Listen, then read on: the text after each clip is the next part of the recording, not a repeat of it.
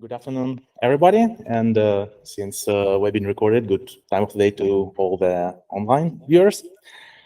My name is Andrey, and today I'm presenting with my teammate Greg. We are a part of gRPC security team, and we both work for Google.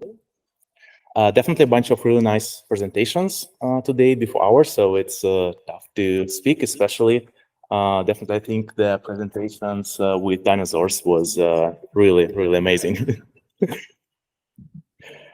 So today it's just an opportunity for us to present the latest progress to you, to gRPC community, and definitely thank you all for submitting GitHub issues.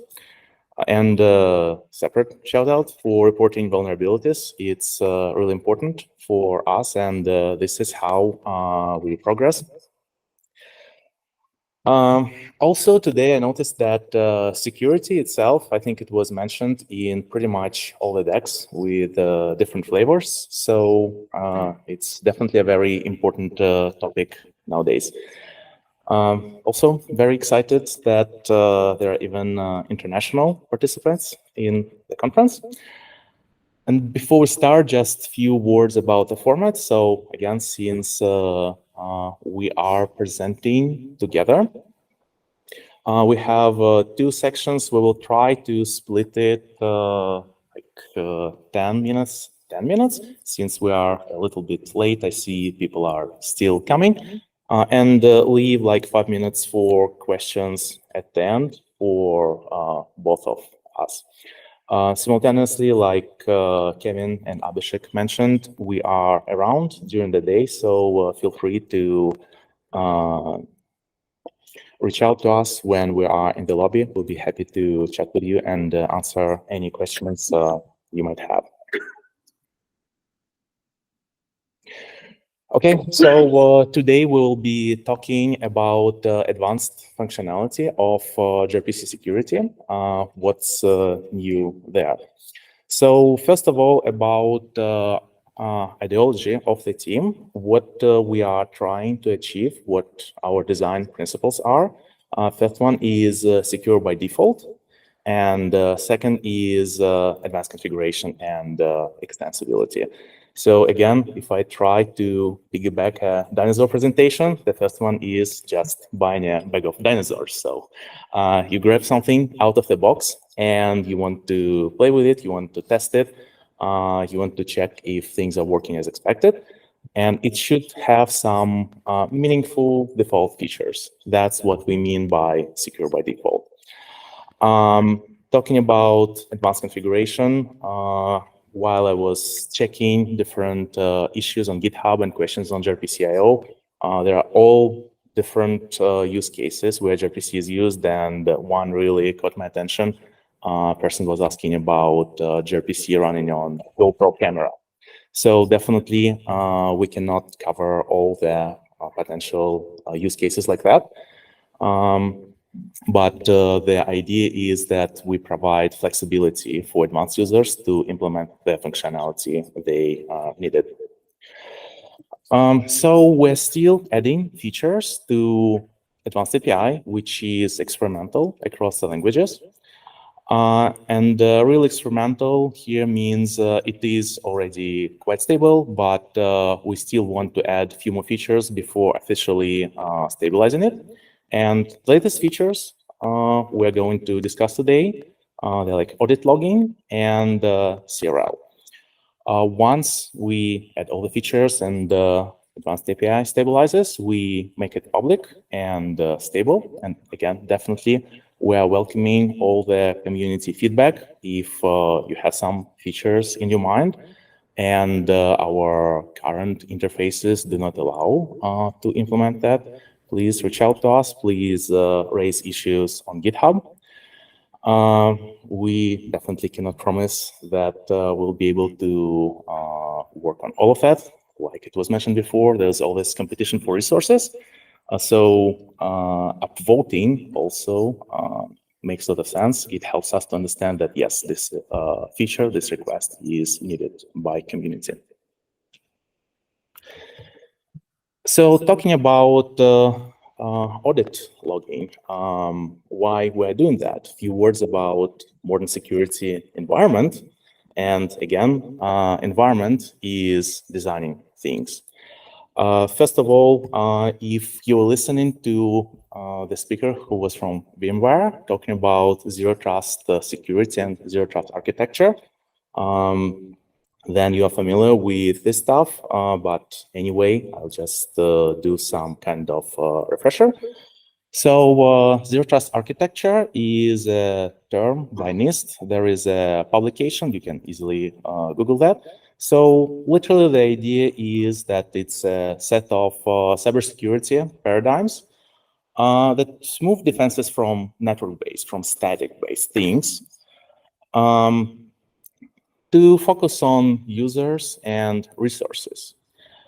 So access to resources is determined by dynamic policies and not by protected perimeter and stuff like that. The other idea there is like trust is never granted implicitly, and we must be continually evaluating what authenticated user is trying to access. In a lot of decks today, it was like two features were mentioned, MTLS and ALZ, talking about AAA. So what exactly AAA is? It's authentication, authorization, and accounting. Literally, it's who is making the request. If that person is, or the workload is allowed to do this kind of action. And the last A is tracking. So even if it's a successful event and the person is allowed to do things, we still want to track this stuff. So audit logging is the third A. So right now, after the 157 release, gRPC has all the AAAs, and this is a really nice feature because now we're covering all the A's. Talking about use cases for audit logging, again, it's up to you what features you need, but we can think about the following potential use cases. For example, if you already have a policy and dynamically it was changed, it's a very good idea if audit team requires that to leave some trace, literally. So for example, you have a policy with few roles and another policy became active with different set of roles. By enabling audit logging, you can leave the trace in in standard out logger or other parts of the system, and it can be presented to auditing team that, hey, definitely a new policy is active right now. Simultaneously, there might be admin users to execute the privilege requests. I don't know, for example, imagine the situation when a person works for a booking system and they can cancel the bookings. It is a valid action, but leaving such trace, it is also very helpful. Outside of action, imagine the situation when you have a policy and everything is going fine, but you started to see a lot of denials. Definitely, it's a sign that something might be wrong, and it might be, again, a notification for further investigation. And another potential use case, kind of enforcement of use it or lose it type of things. Imagine you have a policy with a bunch of roles. You keep monitoring the policy and you realize that, hey, the following paths, the following roles were not active for the last month or 3 months or whatever rule you might have in your org. That's again another sign that it's a potentially good idea to reevaluate such roles and policies. Quick refresher about gRPC authorization. Again, here we're talking about proxyless. So this engine is built in gRPC. Built-in engine, definitely very fast. What you currently see on the screen, it's a kind of dummy file because real format is JSON or XDS, and I omitted some of the things. for simplicity, but here we're talking about dummy book service. So it's read information about books and deleting information. And this file, actually, it protects delete action. You need here a special role, special spiff ID, just to be able to execute this delete action. Talking about audit logging, high-level design overview. So first of all, it's extension for authorization policy. It's a new section under the same file. It happens, it's getting executed after authorization decision is already made. And gRPC team, we provide some out-of-the-box loggers. Right now, there is a standard out logger implemented and already available. So it's a very simple one. What it does, it prints the login statements, which I cover later, to standard output. There are more examples of that under testing section, so I encourage you to take a look. It shows you how to implement the things and how to register the things, and definitely how to test them. If you want to do that, again, as a power user, you can implement pretty much every logic, and definitely, beware, because, for example, if you implement this interface and you start getting authorization decisions, nothing can stop you from starting storing this data in remote databases. We as gRPC team, we do not have any control. And imagine the performance in that situation. You got a gRPC server, very performant, and simultaneously during the flow, you try to store information in external remote database. Even ping might be like a second or whatsoever. So definitely it's a very powerful mechanism, and just be careful with that. What metadata you got, let me just go to the next slide.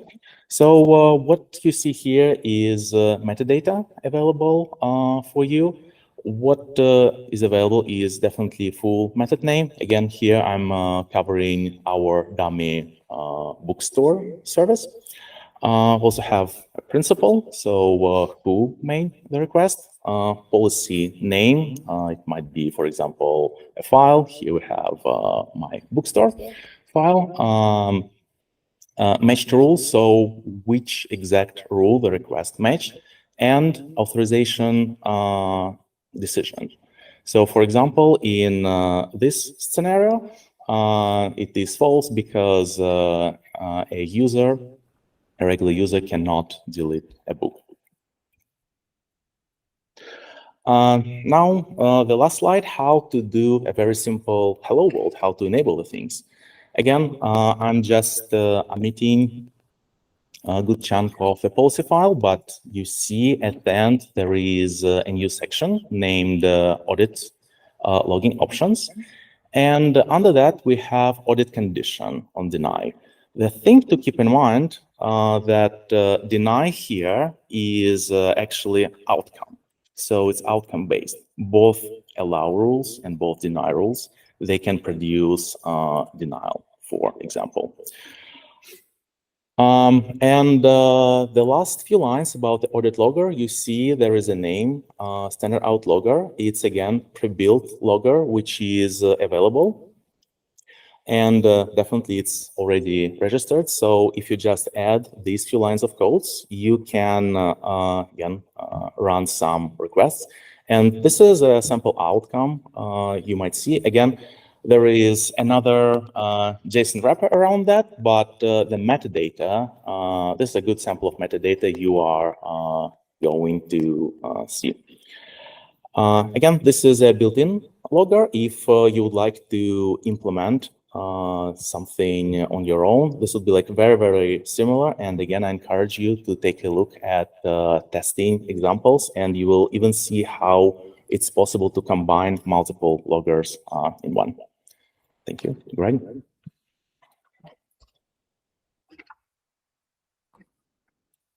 Hey everybody, my name's Gregory, and I'm here to just talk a little bit about what we've been doing with certificate revocation lists.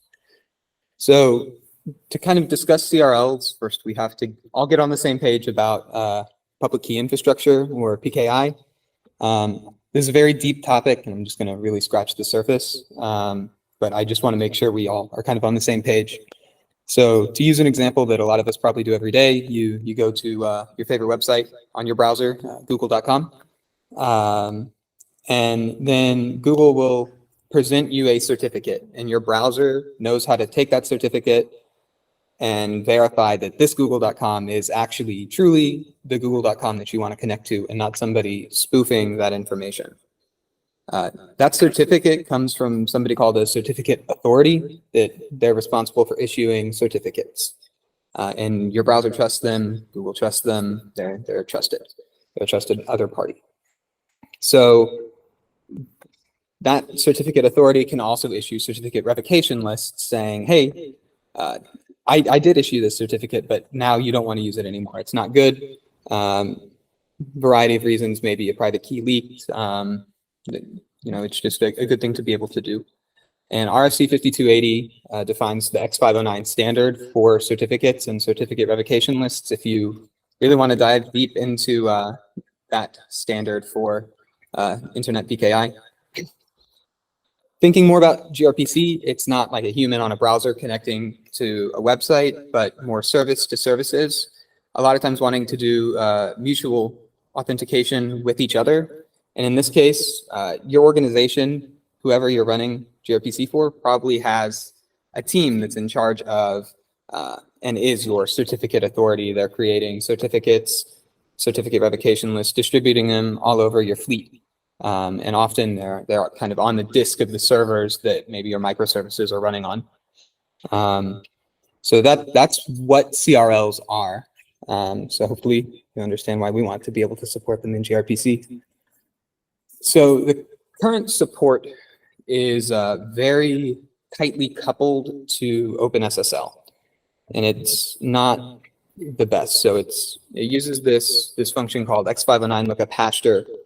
And this sets a very specific requirement on a directory and how the files in that directory are formatted to be able to read CRLs. So that means that now your PKI has to be dependent on something the gRPC is doing, which we don't like. We don't want to force you to do something with your PKI.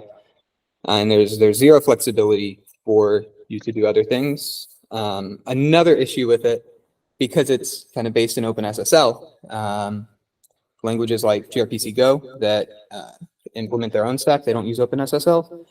We've had to re-implement this behavior, and that just leads to like tiny inconsistencies in security.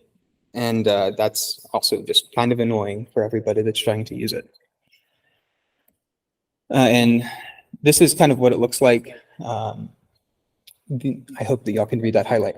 You just create your channel credentials options, and you can set a CRL directory. And then as you pass these channel credentials through to your channel, you create the channel, you make connections, and during the handshake, it will use the credentials in this directory. So what we're trying to do better is follow the design principles that Andrey talked about. We want to make a CRL provider interface that is flexible and overridable and is easy to use, but also has the flexibility for you if you want different behaviors. It's also really nice. We already have credentials and credential providers, so it's a really nice semantic consistency in the API. You know, if you see credential providers and you're implementing something with that, you probably also want to implement something with CRL providers. And on the third point that Andrey talked about, we're trying to provide these kind of batteries included good default implementations that we hope will cover many use cases that are very common. So for example, there we have things like static, which is give us a CRL string and we'll make sure we use it. And then periodic reloading of directories. It's very common to be distributing these things as a server runs, and being able to have your gRPC server not have to restart to read in new CRL files that get distributed to your machine is definitely a pro. You don't want to have to restart your server whenever you distribute new credentials and CRLs. So I decided to use some pseudo-ish Go code for this example, but this is what you can expect it to look like. It's not currently in the code base yet, but it should be quite soon. But it's very simple. All you have to do is override get CRL, and you'll get a CRL associated with some certificate you're trying to verify.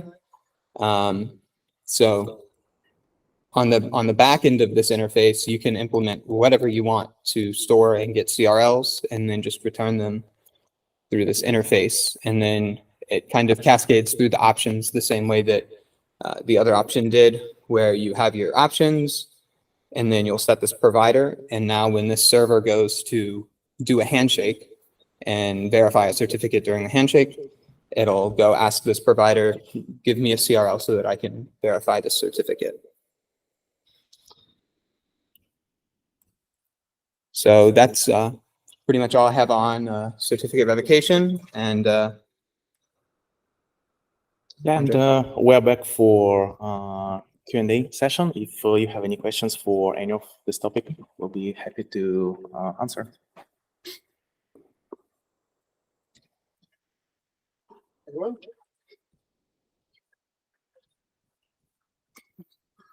Cool. Any questions, anyone? No? A few back here.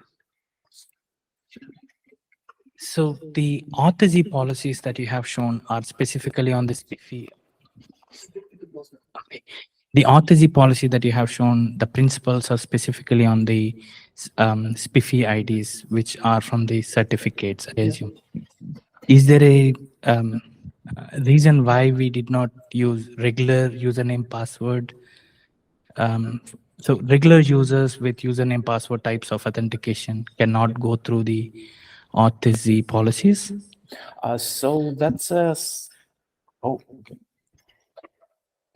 Okay. Yeah, thank you for the question. So it's a slightly different idea in general, because on the policy side, the user or the workload is already authenticated, right? So it's actually doesn't really know like SPIFFE or how exactly it was obtained, like via username, password, or anything like that. It just enables for you to create a set of rules, and you just know exactly your infrastructure, how user or workload is authenticated. Hi, I have a question on audit logging. So in the audit logs, we have a full method name, right?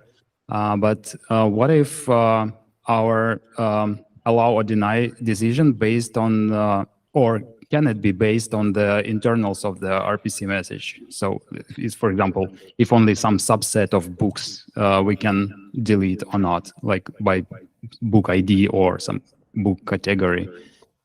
So something that is not in the full method name. Yeah, that's a good question. So it is not about audit logging itself, but it's about how authorization engine itself works. So right now, as far as I remember, like there are very different types of matchers. And yes, you know, it is quite powerful. For example, you even can rely on different headers and so on and so on. So definitely encourage you to check the gRPC for authorization engine itself. It is also like open source and released, and you can find all the different details and mechanisms there. And again, since Audit Logger is an extension, right, it just takes the decision itself.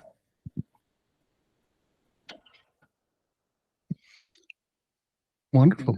Oh, one more question.